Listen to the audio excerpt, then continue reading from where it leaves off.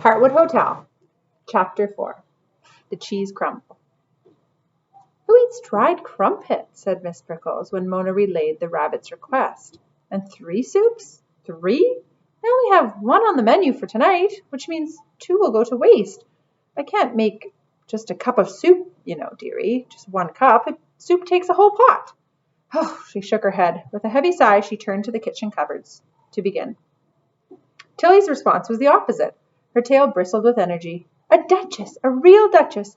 I wish I had been there. We have to make sure everything is perfect. Why didn't you make a list, Mona?" "I couldn't," said Mona. "She just started talking. There was no time." Tilly humphed. "Well, let's hope you remember everything." And so they scurried to work too, collecting what they needed from the supply room, then heading upstairs. The Heartwood Hotel was big, really big, but Mona was finally getting to know her way around. On the main floor, there was the lobby, the ballroom, dining room. The staircase wound its way up and around the center of the tree. And on the second floor, there was games room, salon, a library for guests' enjoyment, but the rest of the floors were designated for different types of guests. The trunk was for the bigger animals, branch floors mostly for squirrels and rabbits, the twig floors for little birds. At the top of the tree were the stargazing balcony and the most expensive rooms, the honeymoon and penthouse suites. Can you picture this? Mona had prepared the honeymoon suite before for the Sudburys, a skunk couple who came every fall, and she'd booked Juniper, the June bug, and hotel reviewer for Pinecone Express, into the penthouse. Do you remember that from book 1? Mona had been in charge of the meeting, the tiny June bug's special requests, such as extra pillows and stepladders, but she hadn't actually gotten the room ready. This was her first time. Every Heartwood room was grand. Even the staff bedroom she shared with Tilly was far nicer than anything Mona had ever had before coming to the hotel. But the penthouse was glorious. The bedrooms were enormous. The bedroom was enormous, almost as big as the lobby, with a giant bed, a walk-in closet, and a bathroom that had not only a tub, but its own fur dryer. Besides the bedroom and the bathroom, there was a dining room with a table and a bar that had a huge jug set up next to the sign that read, "Help yourself, honey flows at the Heartwood," and a living room with a twig couch, bookshelf, and a fireplace. A balcony with railings carved to look like a ribbon of leaves, wrapped halfway around the tree. At one end, there was a perch for messenger jays. No other guests had private postal service.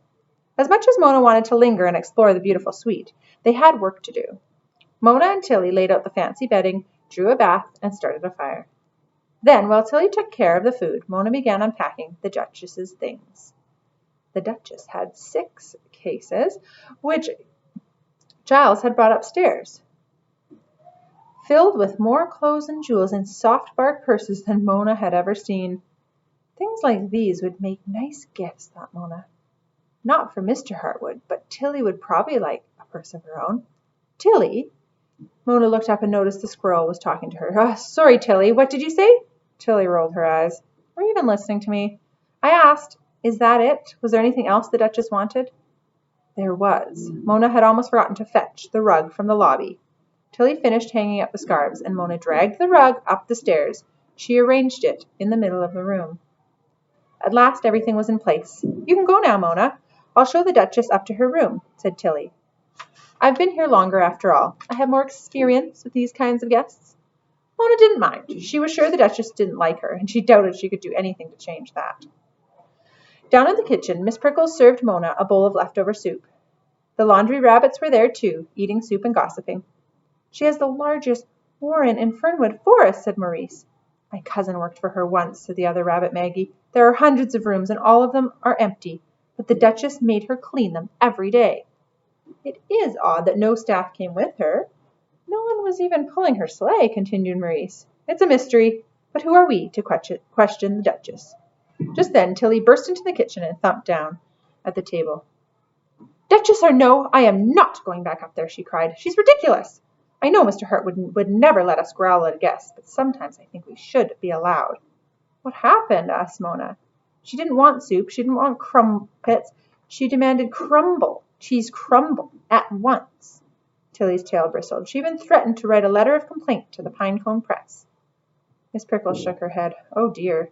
I don't have any cheese left. I know that Giles put an order in with the squirrel's delivery service, but that won't arrive for weeks. Chestnut crumble is nice, but I'm short supply of chestnut too. I just don't understand it. We should have plenty. Miss Prickle shook her head again. Like I said, I am not going back up there. Mona, you tell the Duchess. Good luck, she said. Mona didn't need luck. What I need is crumble, she thought as she headed out of the kitchen. And then, with a start, she realized she had some. The crumble Miss Prickles had given her last night.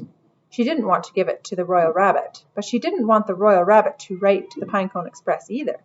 They had worked so hard for their good reputation and their 5-acorn rating. Could the Royal Rabbit ruin that? So Mona hurried to her room and got the box. Passing through the lobby, she saw the carpenter ants had arrived in a troop with lots of tiny saws and hammers. Giles had gathered them around the table to discuss plans, though they seemed more interested in showing off their strength and kept lifting up various armchairs. But Mona couldn't dawdle. She hurried upstairs, knocking on the door. Come in, she heard the Duchess call from within. Mona smoothed her apron and pushed the door open. Duchess Hazeline was lying on the bed with an eye mask on. I have your crumble, Duchess, said Mona. Set it on the table, said the rabbit with a wave of her paw. Mona was about to do just so when the Duchess sat up, peeling off her mask. Just a moment. There have been too many mishaps here. I would like to examine it. The Duchess rose out of the bed, strode suspiciously over. She opened the box in Mona's paws and inhaled deeply. See, cheese crumble, said Mona, with blueberry sauce. See? The Duchess' eyes narrowed. See, indeed. She snatched a card tucked in the corner of the box. What is this? I don't know, stammered Mona truthfully. The Duchess peered at it, her nose twitching.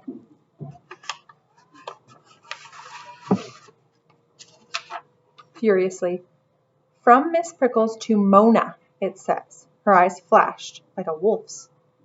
Oh, Mona had only glanced into the box. She hadn't seen the card.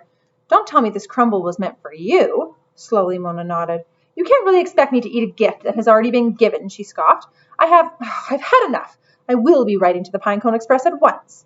The Duchess dramatically flung out a ringed paw, hitting the crumble. It flew out of Mona's paws and landed upside down on the floor. Not the floor, actually, the rug. The beautiful Heartwood rug. Splat. Blueberries and cheese everywhere. Mona felt her cheeks redden. That was her gift, and she hadn't wanted to give it away in the first place. She hadn't known there were rules with gifts. Gifts were a lot more complicated than she thought. She couldn't stop herself. If you have to, said Mona, you can. But I'm really sorry. I didn't know. Just because you had lots of gifts doesn't mean everyone else had. My parents died when I was young. I've never had gifts before, not until now. Immediately, Mona gulped. She knew she wasn't supposed to talk back to guests, especially a guest like the Duchess. It was one of the Heartwood's most important rules.